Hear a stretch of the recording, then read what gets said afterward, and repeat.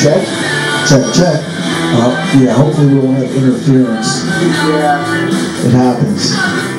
All right, ladies and gentlemen, in atypical fashion for Rawk House, we are actually early today, so we got some feedback.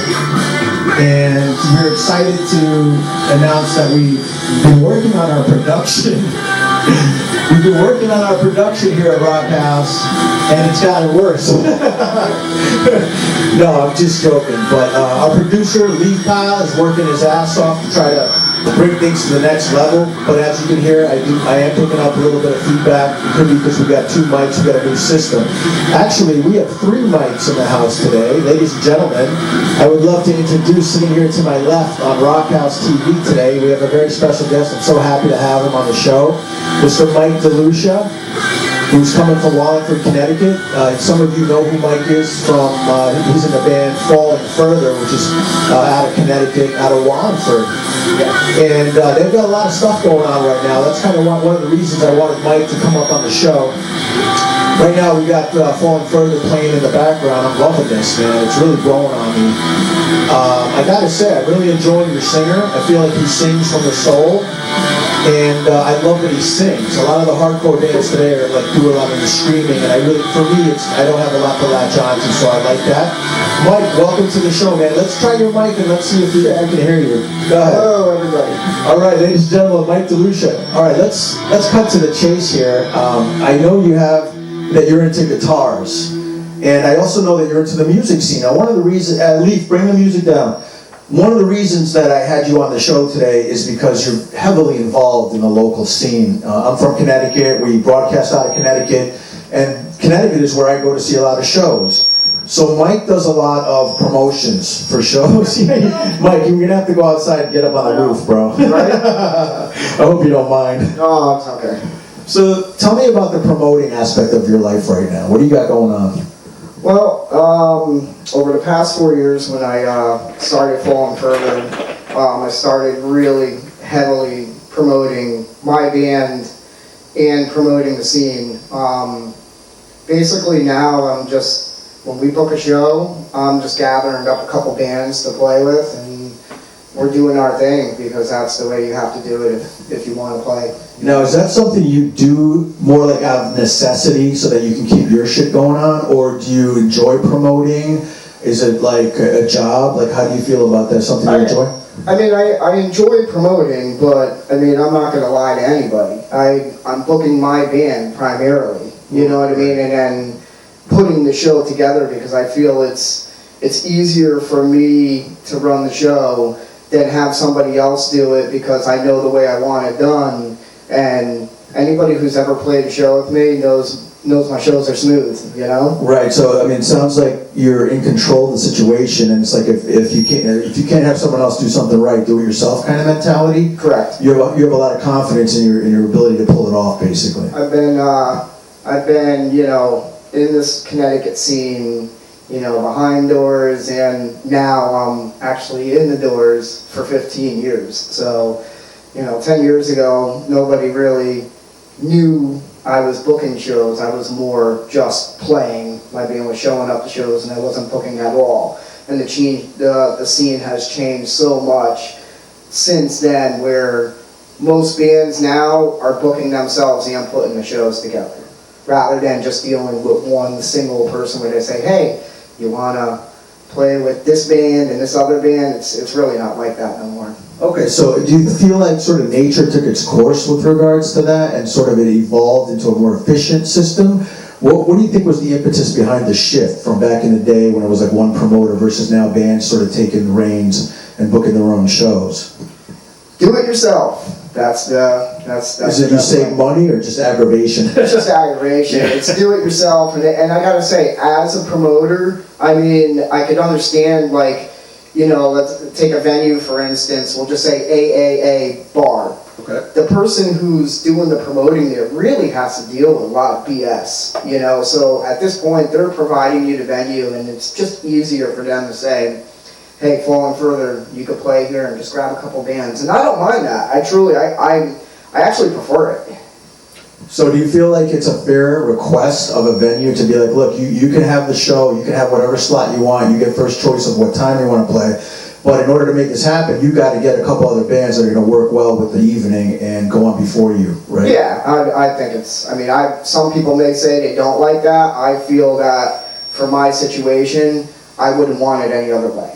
Now, what do you do? Like, do you jump on Facebook basically and promote it and talk about it and hope that bands come in contact with you, or what are the means by where you can actually get the word out, and how do most bands contact you? Well, basically the way my band books is we're playing 1 to 2 shows a month, and we're preferably trying to do 1 in-state, 1 out-of-state, and we pre-book a year in advance. Wow. My band is totally booked for the year. I won't really book another show unless it's proper. So over those months, I'm kind of gathering bands, reaching out to them through Facebook and saying, hey, you guys want to hop on this show with us? And this is the details, and et cetera, et cetera. So right now, while you're on the Rawk House, you can feel free to take this opportunity to get the word out about any shows you got coming up. Are you still looking for bands to jump on any gigs, or are you sold out? What's going on? I kind of like, I'm up to booking shows till May, so I have shows in June, July, August, September, and October that I haven't reached out to the bands yet. I'm just not going to do that for like another month. Mm-hmm. I'll work on June, and then next month I'll work on July, because I don't want to overwhelm myself, and I work full time, so I try not to make this a job. Plus, like, who can make a commitment 2 months in advance these days? You know what I mean? Oh yeah, it's tough. It's impossible. Would you say, Mike, that you have your eye on any bands right now that you would particularly think would work well with Falling Further on a given gig? Are there any up-and-coming bands in the area that you've got your eye on talent-wise, or that you would recommend, or that you feel like you're excited to see them play live, or anything like that? Give me some names. What's going on out there? Yeah, I mean, if you really look at all my shows, we're kind of like a brotherhood. I try to, more than likely, there's always 2 bands that I offer up my shows to first all the time, because they're reliable, they're professional, and I like their music. And first and foremost is Vision Within. Those guys are, it's a mix between a couple guys are from Mass and Connecticut.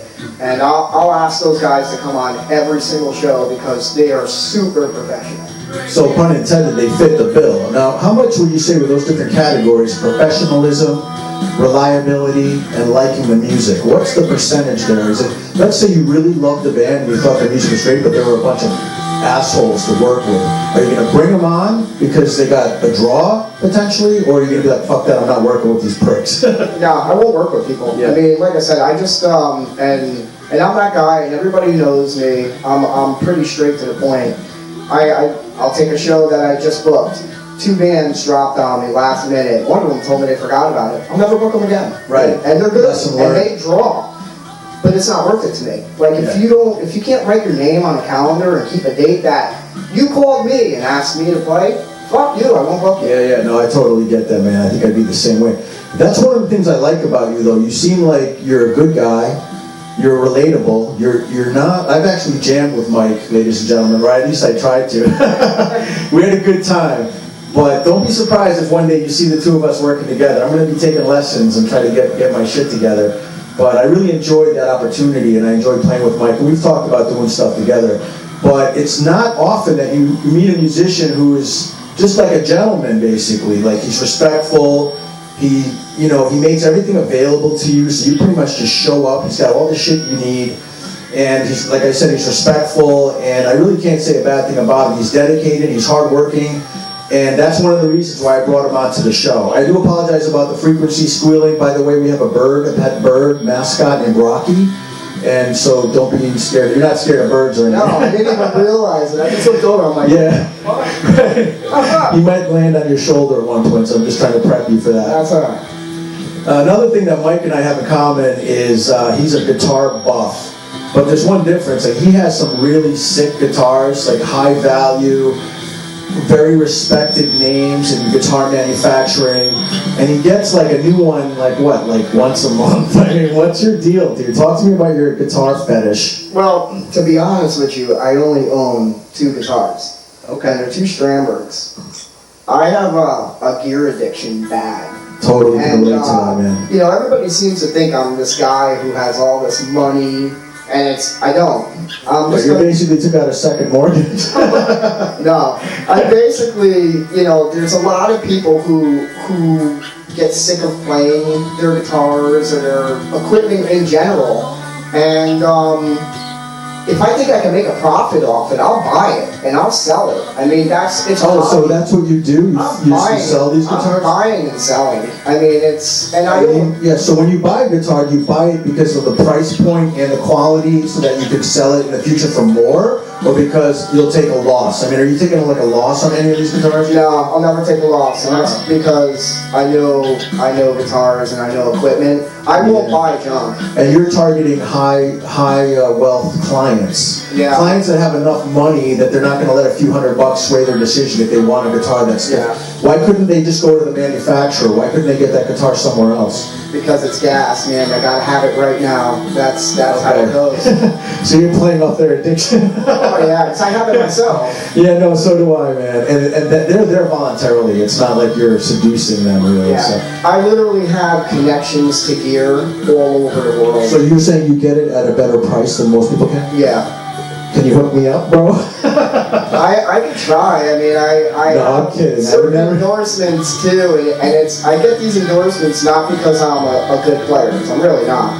You know, I have these endorsements. Now that's rare. You never hear a musician like actually diss themselves. Go on. Like I said, I'm just an ordinary guy who looks good sometimes playing, and you know, I talk well. I know I'm very persuasive. And I know my equipment, so when I get a piece of gear, I really just sit here and learn it. I almost learn it better than the owners. You do seem like you know what you're talking about, whether you're bluffing or not, and I don't think you are in a lot of capacities, because you've worked in like, you know, in the capacity where you would learn about guitars, right? You used to work at Sam Ash or... No, I never worked at like a G Center or a Sam Ash. I don't support those stores, to be honest with you, and it's only because of... It's tax, man. I don't want to pay tax. Okay, see, that's one of the things I like about Mike is he's got opinions. He has a viewpoint, and that's kind of rare these days. Sorry about that, folks. We'll have to look into that frequency issue, but it's fewer than far between. So, is it me? It could be me. What if it's between us? We're getting some feedback. I do apologize for that. But I just wanted to say one more time that I think Mike, he's got an opinion, he's got a perspective, he knows what he likes, he knows what he doesn't like, and he doesn't really budge for anybody. Is that an accurate assessment of you? Yeah, I'm pretty stubborn, if that's what you're... Yeah, but not in a dickish way. No. I mean, anybody who knows me will tell you I'm a super nice guy. Yeah, well, we're going to look into that, Mike. We're going to follow up on that. I'm going to ask every guest I have moving forward about that. No, I'm just joking. I can tell myself. I don't need to know from anybody else. Mike, before we look at your guitar, because he did bring one of his guitars, I'm like looking at it right now. I'm sort of distracted right now because of the guitar over there. It's kind of like having a really hot chick sitting with her legs kind of open. Anyway, let's not go there, please. Before we talk about your guitar, Mike, I wanted to ask you, what's going on with your band Falling Further right now? I've been hearing a lot about it on Facebook. If I'm not incorrect, you are working on an album at this time. What's going on with that? We're recording in-house. Basically, we used to go to studios and get it done there, but I have 3 engineers in my band. You know, my drummer's... Wow, it's like Tool. Yeah, my drummer owns a studio, my bass player owns a studio, and my vocalist Harris is just opening his own recording studio now, and he's really learning. Talk about DIY. I'm the only one who doesn't know how to record. I have no ambition to learn either, because why don't my 3 bestest friends in the world know how to do it? I hear that, but you probably will learn just by being around. I can assure you Matt is going to make me learn. It's, you know... He's not going to let you off that easy. No, he's not. He's like, dude, if you're not going to pay me, you're going to fucking sit down and watch. Pretty much. Hold this button right here for 20 minutes. Yeah. So do you feel like you're going to get the similar quality, the output, the production of the final disc that you would have gotten had you used the studio? Is there going to be a drawback there, or are you confident that it'll be to your satisfaction? I'm confident it's going to be to our satisfaction because we're going to take our time with it. We're not going to feel rushed. When you're going in a studio, you're paying by the hour, or you're paying by the song, so sometimes you run out of money. You know, we're recording in-house and we could take as long as we want with it. Do we want to take forever? No, but we want it to not sound rushed either. That's great. I mean, you certainly got to be saving a lot of money that way, and also not having to stress, the additional stress when you're trying to record a track, whether it's drums, guitar, whatever it may be, vocals. You're stressed out because you know how much it's costing. You know the rest of the band is like, dude, you better get this. You better be ready to go because we can't afford to be coming back every day because you're screwing up. And there's that added stress. You guys don't have to worry about that so much. No, we started recording about 3 weeks ago, and we did drums, and I laid a few guitar tracks down, and we haven't touched it in a week, and it's like I'm not sweating it because it's not costing us anything, you know? That's fantastic. Now, when you do the drums, without getting too technical, are you isolating each sort of instrument of the kit so that you can manipulate it later, or is it a live take, one track? How does that work? Our recordings, and here's another stubborn me.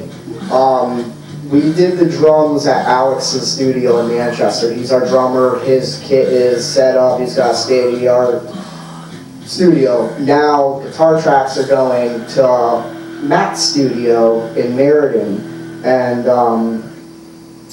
yeah, I mean, we're just taking our time. I don't use cab sims. I refuse to do it. I'm true cab sound. So most studios will make you go in there and they want you to plug into the computer, but go direct. I don't want to do that. Yeah, I can get that. It's sort of more like organic, I think. Is that why? Hey, look at Rocky made a new friend, ladies and gentlemen.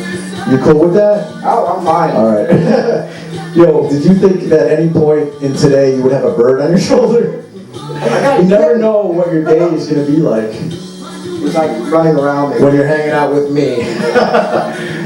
So, you got a new album coming out. Tell us about the album. How many songs? What's the inspiration behind it? Is this a new sound for you guys? Is this a new direction?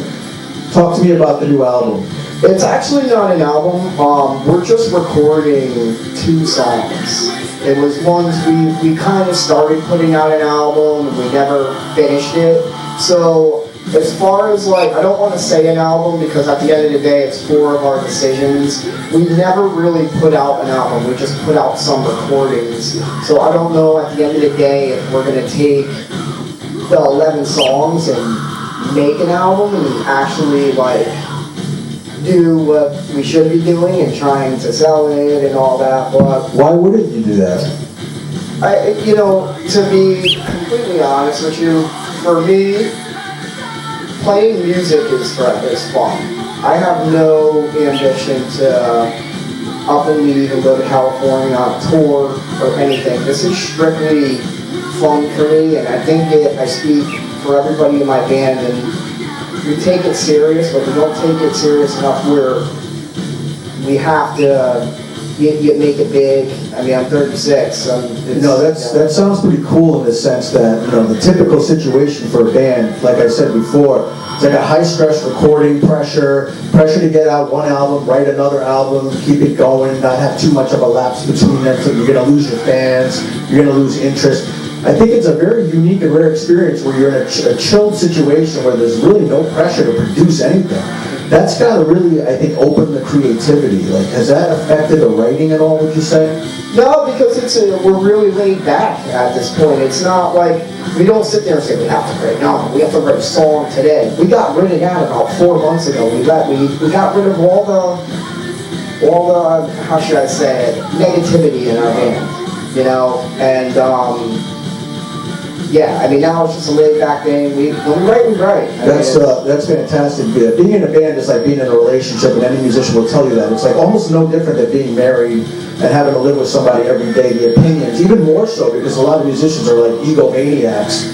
and I think you would. I've played with the best of the ego. Yeah, and the worst, I bet. Oh man. Yo, we should talk later because I want to know the name. I want names, so I don't have. You know what? If I started banging names, no, don't do it on the show. There'd be some fighting. Yeah, no, I feel you, man. No, you know, I've been playing in different states, and I've lived in Florida, and I gotta say, Connecticut's very relaxed.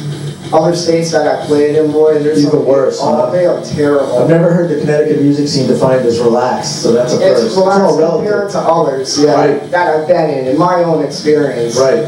So on that note, and I'm not trying to like set you up in any way here, but I know how you are from what you told me when it comes to promoting, setting up a gig, how you're going to deal with people, how much tolerance you're going to have for bullshit. So how does that work out in the band situation? Are you a control freak? And if so, do you treat the band differently than promoting? No, I mean, because realistically, every member in my band is on the same page. They help promote, they see all the work that is involved in doing it, so they help. You know what I mean? When I'm having to put together a show, like I said, what bothers me the most is when I lose a band. We have a show next week, because now my life stops, and I have to get another band to replace you. You know what I mean? Yeah, it's definitely cause and effect at that point. Their actions cause you some bullshit for the next however long it takes to resolve it. And that's why hopefully Facebook is a good tool where you can just kind of blast out and be like, yo, I have a slot, get on it quick or it's going to fill, whatever the case may be. Hopefully you'll get a quick turnaround. And hopefully there's a couple of bands that you could always tap that are always like, hey, anytime you need somebody, let us know. We want to play and we'd be honored to be on your show. Do you have any names of bands in mind that you kind of keep on the back burner, like the aces up your sleeve that I'm not sure I want them, but if I have to, I will. And if so, who are they? Well, I mean, like I said, I keep a running list on my computer of who to talk to, a band, and I'm one of those people where I keep track of everything and how many shows they played with us. I don't keep track of who brings how many people. That stuff doesn't bother me. You know, most promoters, the first thing they say is, can you bring heads to the show? How many heads can you, how many tickets can you sell? I'm like the complete opposite. My thing is, promote the show, do the best you can, show up on time, you know? And play the best you can. At the end of the day, your performance and the way you act is going to gain how many people you bring in. Wouldn't you rather play in a relaxed state of mind than being all stressed up and pent up about how many people came to see who and what? That's like, when promoters even ask my band how many heads you bring, at that point my conversation is over. You punch them in the face. I'm just like, you know what, dude, I'm all set. And let me tell you why. I can't physically come to your house and grab you by your ear and say, please come see me play tonight. You know, people have lives. Dude, you're so right, man. And it seems like a lot of musicians don't get that, and they'll just really, at the end of the day, they end up fucking begging. I've bring 30 people. You gotta have dignity, and you gotta have confidence in your ability to draw. That's it. Like I said, my band, we've been around for a while. We've played shows in front of 500 people, and we've played shows in front of 2 people. We're gonna play anyways. Yes, playing in front of 2 people, yes, it sucks. But you know what? Yeah, you know what? It's your job to promote yourself and get people in the door, make it interesting. You know what I mean? Wear a clown hat, you know? People come see you if you entertain them. That's right, man. So what's the show that you got coming up? We're actually playing next week at Cherry Street, Saturday. We hopped on a show with band Vision Within, is putting a big show together. That one, and then the following weekend we're playing, it's a show that I put together over at Cook's Cafe. Okay. Yep. Right on. You want to name some of the bands that you have locked up on for those? On the next week's show at Cherry Street, there's Vision Within, Paragon Theorem, Vespera, Falling Further, Sameless, I believe, and I'm forgetting one, but I can't remember. Definitely talking about like a heavy set right there, a lot of heavy. Yeah, it's more of, if you've heard my band, it's like that. I actually think we're going to be the heaviest one on it. And do you, in that situation, pick your favorite time slot, and if so, what is that? Well, this was a show that Dan View put together for Vision Within, and I kind of just said, hey, you know, we could play this slot if you'll have us, when he asks. And like I said, he's done plenty of shows, so we work well together. Now, based on what you were saying earlier about sort of how your band is in a relaxed situation, you're not rushing to do an album. It's not relevant how many songs you have to record. You don't have a producer that's counting minutes or anything of that nature. How is that going to affect when a band contacts you in like 6 months, 8 months, and says, hey, we need a band to fill a slot, we're playing a gig, will you guys play? What's your playing out live scheduling going to be like for you in that capacity? Well, if we're open, we'll play. I mean, we love playing, yeah,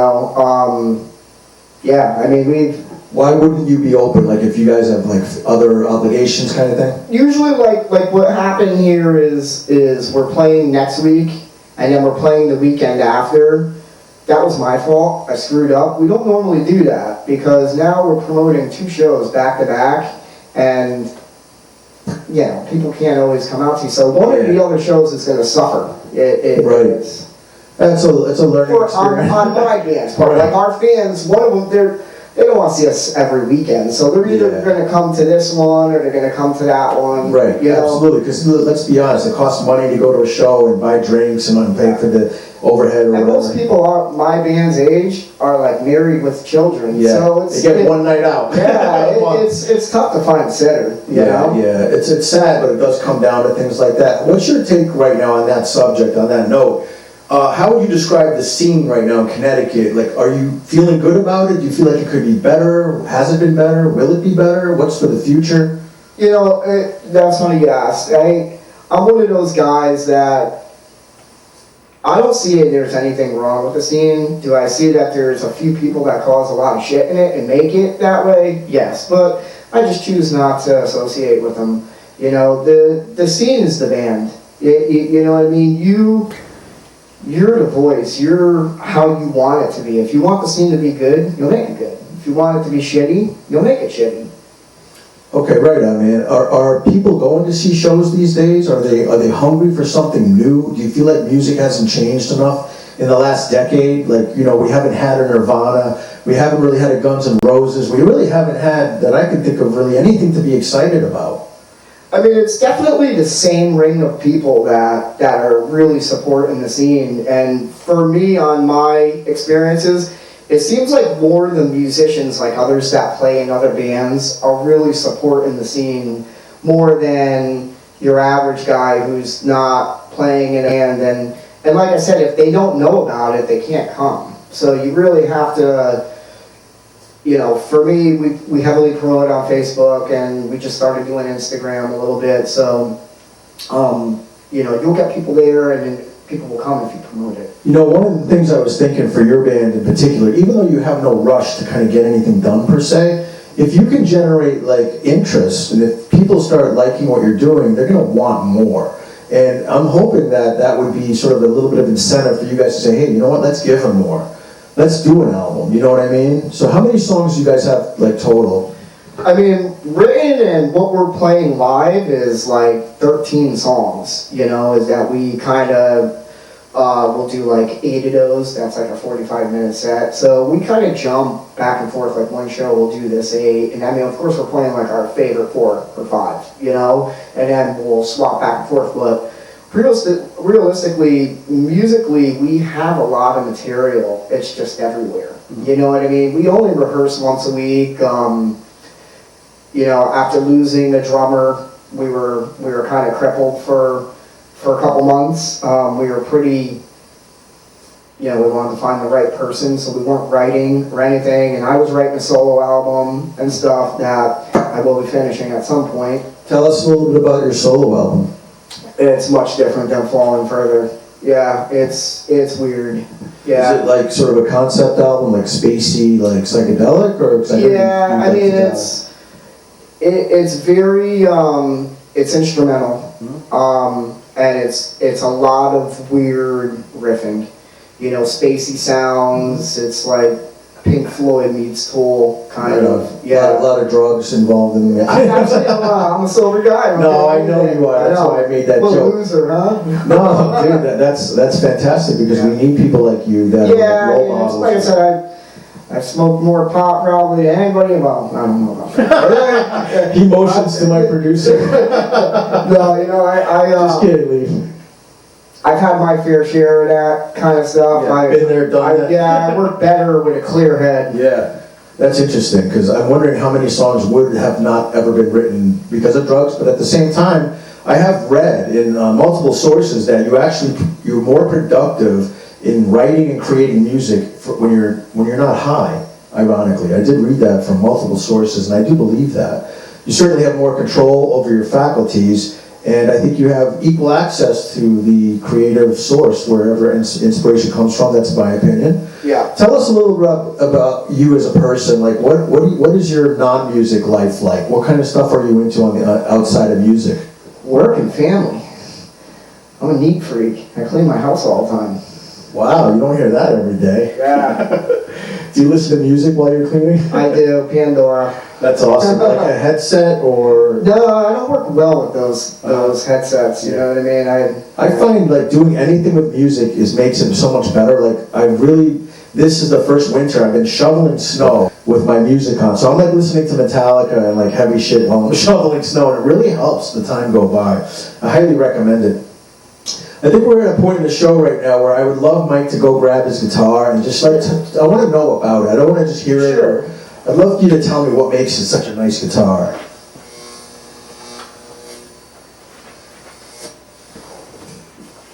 It's a Strandberg. It's a Strandberg, and you have a nice like custom case that fits it perfectly over there. Yeah, it's a Varberg, and it was custom made for me by Strandberg. There's only one in the world, and it's mine. Wow, so that's interesting to me, because what is your inspiration for how you chose that guitar, and what customizations did you make to it that makes it so unique? Well, I mean, it's the certain woods, it's the body, the board, it's everything. Wow, so did you deliberately make it like a one-off, like so no one else? Well, basically, it's a Varberg, so there's bodies that are the same, but the woods, the color, the pickups, everything is different. Do they have like a menu, like you can choose? Oh yeah, it's like McDonald's, man. Only way better. Yeah. Okay, so talk to me. So was it a difficult decision? I have to be honest with you, that is freaking gorgeous. This was a 4-month build. It took them 4 months to build this. And in that 4 months, I think at this point, Ola Strandberg hates my guts. Why? Did you send because like every 3 weeks, I was like, hey, I think I want this. Oh, did you change it up on them? A lot. Okay. Yeah. Do they charge you extra for that? No, Ola likes me. We've become friends. You're a good customer. Yeah, I bought a couple guitars from them. I heavily support and promote their stuff. And is that what you would play live with? That's all I play live with Strandbergs, yeah. At this point, I mean, I've used other guitars, but these days, like I said, I buy and sell guitars, and people think I'm nuts, and to be honest with you, if you've ever came to see me live, I'm always using the same guitar. I'll never So sell that's your main go-to. Well, this is a new one. I have one that's similar to it. That's my main. But so now, would you say that you're like comfortable with that guitar? Yeah, my other one is basically the same as this, but it's the woods and stuff are different. And what's better about the other one that makes you want to like latch onto it so much? Well, I had that one first, and I've been using that one for about a year now. And not that it's beat up, but I just want another one, you know, another similar one. So like if I pop a string on stage, so that's your backup. This is my main, and the other one's a backup. Oh, okay, yeah. Like this is, I'm in love with this. I can't tell you guys. It's one thing to see this guitar on Facebook in a picture, and you're like, okay, that's different, you know. But to see it like right now in front of me, I mean, it's like a goddamn work of art. I feel like I'm witnessing like one of the guitar wonders of the world, you know. It's like pristine, it's beautiful, it's like shining. And I can just tell like the neck is so, what is it, man? What is it about? Like it's quality. It's a fan fret. Are those harder to play the way that they're angled?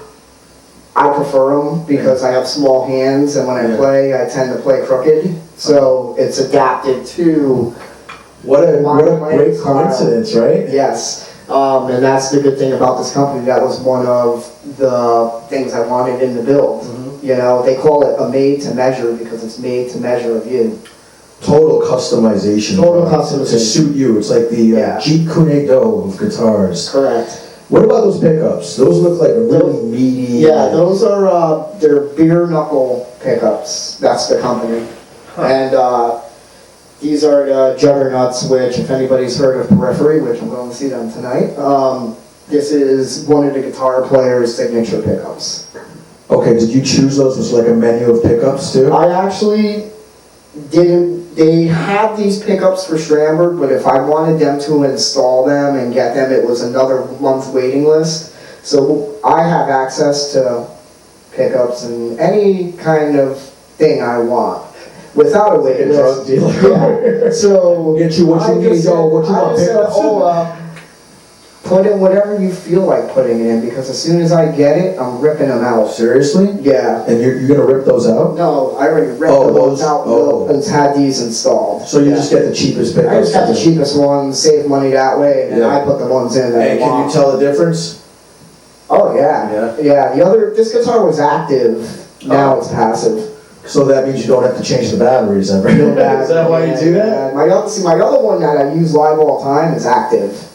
And not that that's a bad thing, but... It is though, if your battery dies, you don't have another and I've had battery. it happen to me a few sucks. times. It sucks, yeah. Now, is there a quality difference between the two? Which one's better? Like This one. Why? It's worth a lot more money than the other one. Because? It's a straight custom. Like the other one was shelf. They built it, you're just buying their shelf item. Yeah. This was hand-picked everything, down to the bolts. Okay, so let's talk about that and your addiction.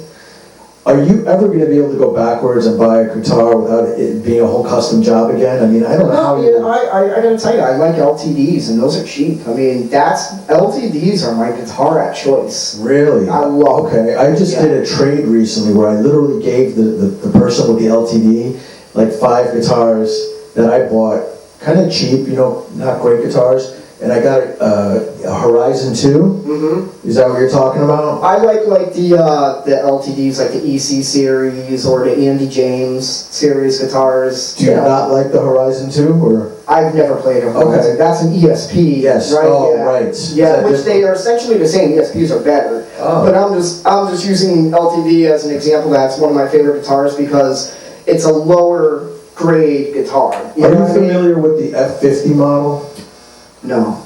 It's like a Warlock, but it's like serrated around the bottom. Those guitars. See, here's the thing about me. I'm weird. Any guitars that look like weapons, I don't even look at. It looks like a pickaxe. I'm just like, I don't know Viking today. No, listen, everyone. I respect any man's guitar parameters because I have mine too. Yeah. You know, I'm not a big Strat guy. I don't like guitars that look like they're gonna play blues. I like metal, and I'm a little bit extreme in that way.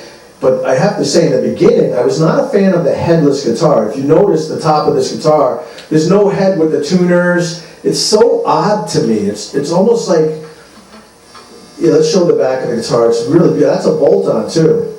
Yep, it's a bolt-on. Now, did you choose that versus a, what do you call it, a neck-through? Or Yeah, well, neck-throughs were a lot more money. Oh, really? Oh, yeah. Why is that? Because it's just one solid piece of wood. And with these, I mean, I prefer a neck-through guitar.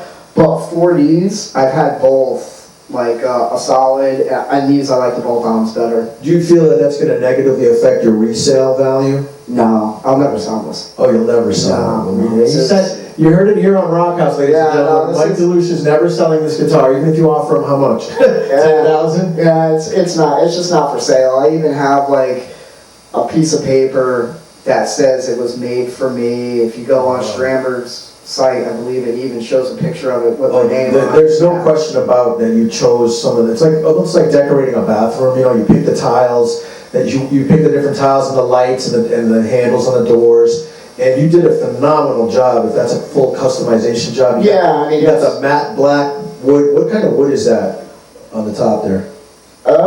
Good question. Everything's written down at home. Okay, it's beautiful. I don't know if you get the feeling that I'm getting from this guitar, but It's absolutely fantastic, and I'm guessing that those are special strings because they're really like shiny and glossy. Well, these are, I mean, I use cheap strings. I'm happy with them. You know, strings are strings to me. I'm just more into my size. I use Ernie Ball hybrids, and anything thinner I snap, and anything heavier just doesn't sound right with my with what I play. You know. Okay. I would personally love to just hear what it sounds like, and I don't know if you're comfortable just like fiddling around on it or playing a riff, one of your songs or whatever. I'm going to get my producer Leaf Pile over here to set up the guitar. We got an amp array set up. I'll probably shut your mic down. Right there. Right at your feet. And we're going to go ahead and give Mike DeLucia the spotlight. So I'd love to thank you so much, Mike, for coming on to my show. I really enjoyed having you as a guest. You're just a really likable guy. I'd like to give you props for all the hard work that you do when it comes to promoting and helping to promote the scene in Connecticut. It's, as far as I'm concerned, it's a very positive outlet, one that I enjoyed when I was growing up. And I hope some of these millennials growing up are going to start coming out and supporting some of the local bands. It's an outlet, it's creativity, it's entertainment, and it's possibly the next favorite band that you can put in your car and just listen to when you're feeling bummed out or whatever. So, ladies and gentlemen, without further ado, Mike DeLucia from Falling Further is going to just rip out of one of his beautiful guitars. G-Rock out.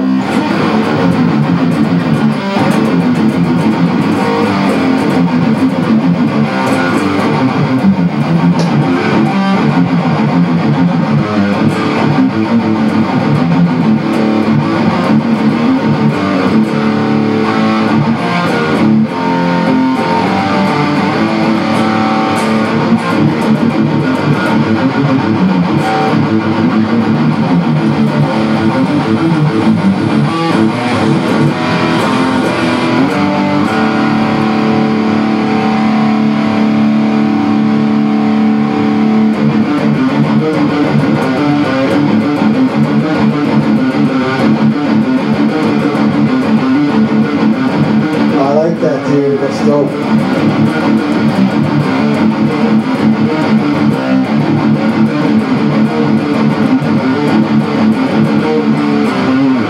What a beautiful piece of musical machinery right You want to there. try this thing? Of course I do. Oh my God, hell yeah, man. Here, hold on, Mike.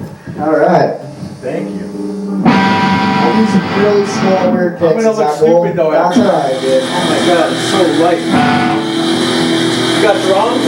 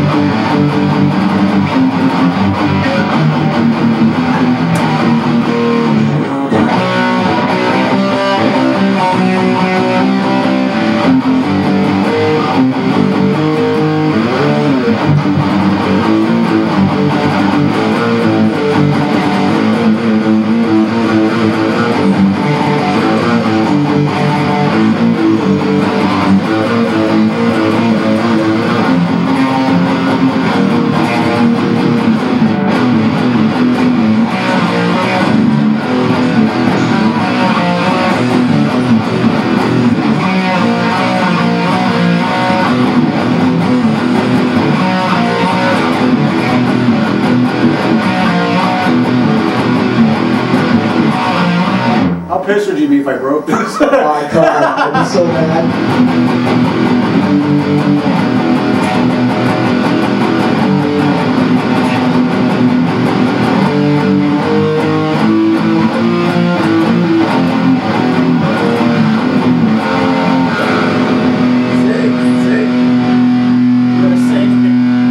Oh no, I'm not a good singer at all. I don't want to do that. Wow. Unbelievable. It's like easier to play than like a... Yeah, the neck is weird though. You get used to it. Mike, thank you so much, No man. problem. All right, ladies and gentlemen, sorry about that horrendous guitar playing right there. I wanted to thank Mike one more time for coming on the show. I actually have something for you guys too. What? You're the first guest that ever did that, man. That's so nice of you. You might want to shut that amp off. What Sorry. do you got, bro? I wasn't expecting anything. Look at this. You prefer a Oh. large or an extra large? Oh gosh, I'm a large and he'll be the extra large, only because he's a larger man, not There you because... go. Wow. And I'm gonna hook you both up with a CD. Oh my gosh, this is really fantastic. Look at this, guys. 4 tickets to Falling Further Fest. Oh my God, I don't even know what to It's gonna sell out, say. dude. It's Mike, I want to really thank you. Just the fact that you thought to do that, I very much appreciate it. You're the first guest I've had on that's done that, and I really appreciate it. I can't wait to check out the CD, Falling Further. How many songs are on here? There's 9 on that. 9 songs on here, There's a sticker fantastic. too, so. Oh, what a sweet gesture that was, man. Thank you so much. And a t-shirt, and I'm going to rock this shirt on the show, maybe next time. So thank you very much, Mike. I really appreciate Thanks that, for bro. having me, man. I hope we Awesome. get to work together in the future in some capacity, whether it's you giving me a guitar. You're not going to give me the guitar? No. Come on, But bro. we're gonna jam. We're gonna jam like we did last I time. would love to, man. I'm down, just for fun even. Like, I'm not Yeah. looking at, like you, I'm not looking at being famous or anything like that. So to jam, I'd love to play the drums for you, or the bass or the guitar, or whatever. And just any time. That's my favorite thing to do. And quite frankly, I don't have anybody to do it with, so I appreciate that as well. Ladies and gentlemen, Mr. Mike DeLucia from Falling Further. Thank you for tuning in to Rawk House. I always appreciate it. I love my fans. I'm going to post this online maybe in a week or so. And we're going to get more guests on. I got a lot of guys lined up. And we're going to keep it going. We're going to keep it popping on the Rawk House. Thank you very much, everybody. Have a fantastic weekend. And go to the show, Falling Further Fest. When is that? September 23rd. September 23rd. I want to see you fuckers there, all right? Peace out. Mike, thanks so much, man. No problem, man. That's great.